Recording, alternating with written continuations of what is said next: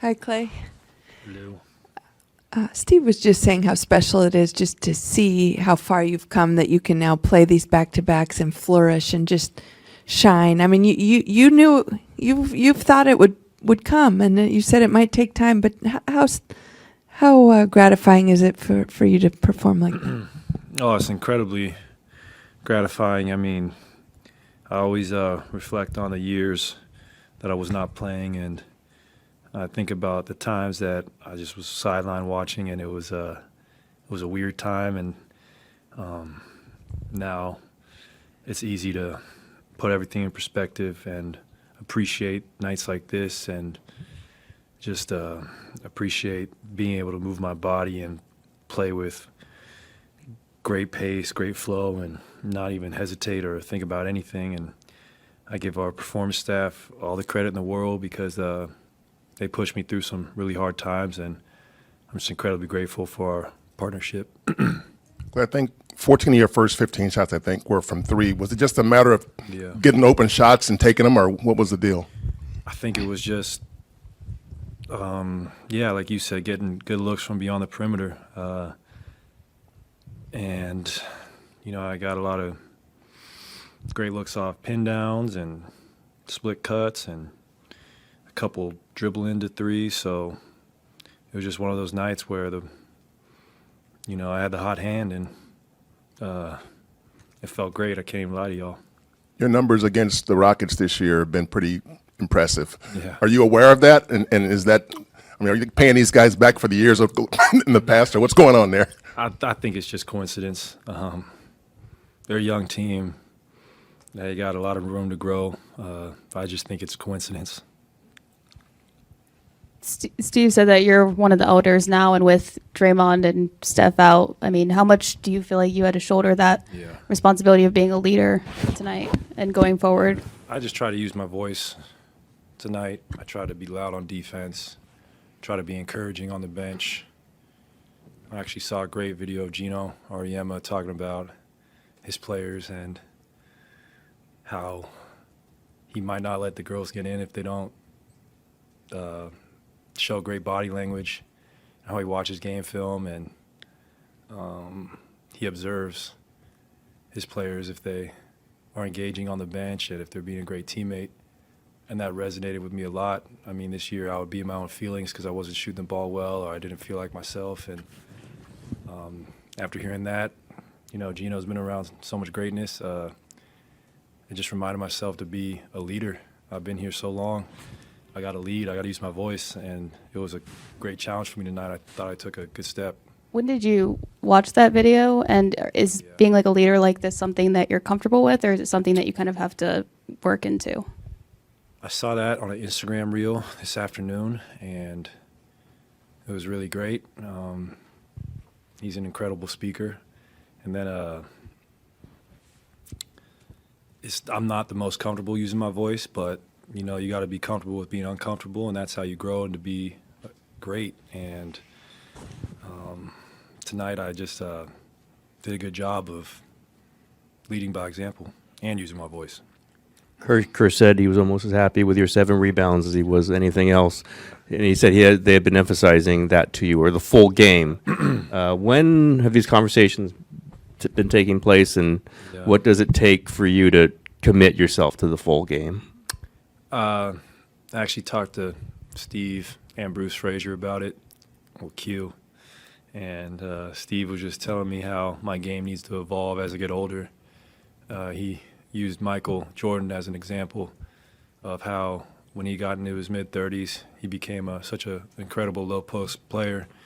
Not saying I'm Mike or anything, but I'm just saying like I can evolve in other areas. Q told me I'm going to go down as one of the greatest to ever shoot it, no matter if the ball goes in or not. And he's just telling me to go for triple doubles and become round out my whole entire game. And I felt those things because those guys they're straight shooters. They wouldn't tell me I'm capable of those things if I wasn't. So that really resonated with me, and I'm going to try and continue to rebound at a high rate and play make the rest of the season and my career. When they had that conversation with you? I had that conversation with Q last week, and me and Steve had a good talk this afternoon. And was that Jordan trying to take that off the ball free throw there, and did you have to bump him off? I did, man. I told Jordan when he gets to my colossal age, he can have seniority. He said that's a bad excuse. So I'm like, buddy, it's just the way the cookie crumbles sometimes. So I know he was the free throw champ last year, but I think I got a little better percentage this year. So I'm gonna continue to do that. Sorry, young fella. And Klay, in the past few weeks, you've had some crazy explosions. The two 12-point games, you had three 40-point games, and do you feel like at this point, like you're really back? You're playing in back-to-backs. I mean, do you feel like you're at your pre-injury form now? I don't like to talk about vintage me or am I my old self. I just think I'm being myself, and I was capable of these things in the past, and as long as my wrists still work, my feet work, I'll forever be able to shoot the rock. So for me, it's just about hunting great shots, and tonight I did that. Klay, how closely do you watch your percentage, and are you aware that you're shooting from three almost as good as you're shooting inside the arc? I'm aware of it because I take my job serious, and I like to shoot the ball at an efficient rate, but it doesn't make or break me. I mean, like, I always want to be a high volume but efficient scorer. I mean, who doesn't? But I would like to improve my two-point percentage. That'd be nice. You know, above 50 would be ideal. So I still got some room to grow there.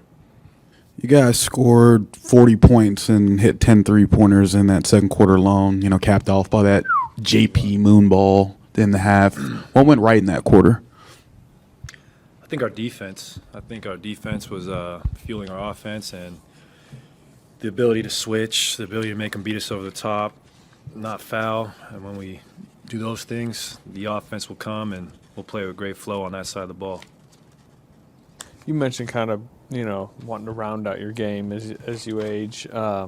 You had one assist tonight that to the corner, kind of a driving kick that. But I had a few hockey assists, so those count too. I didn't mean to just say the single assist, but that particular assist, they were really kind of celebrating on the bench. I mean, is that kind of what you're talking about? I mean, like that was kind of your prototype, like driving kick.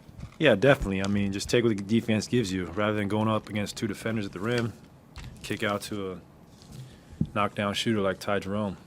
It's a simple play and something we've been taught since we were kids, you know. Get in the lane, find the open man.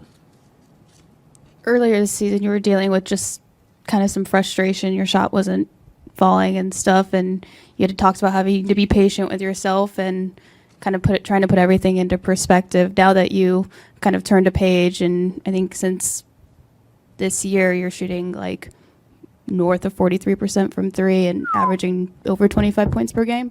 I mean, just how good does everything feel, and what is, in the grand scheme, like, what has this journey been like this season for you? I mean, it's been up and down. It's been a roller coaster, but I'm out here doing what I love, and that's way better than watching from the sidelines. And I'm not satisfied with just having a great new year performance. I want to sustain this all the way till June, so I'll enjoy and celebrate this tonight because I did something that no one else has ever done before, and 12 threes for the third time. I looked at Steph immediately when I did it because that man got all the records, so it's fun to push the game forward with him. And but I still am so hungry to be great. I mean, I'll never be satisfied. As a shooter, looking at another shooter, what does Patrick Baldwin's shot look like to you, and how does he look as someone who's developing and maybe somebody who can get a role on this team? PBJ has a beautiful shot. I mean, to be 6'11" and just how old is he? 20, and he comes in and I know he's probably shooting like 45% from three. I mean, what a steal we got in him. Just oozing with potential. Beautiful, beautiful shot though. Perfect form. At that height, he's a prototypical wing player, and he's got star potential. So I love his humility. I love his work ethic, and it's just exciting times. What a great prospect and player he's going to be. Oh yeah, that's a good one. Let's go.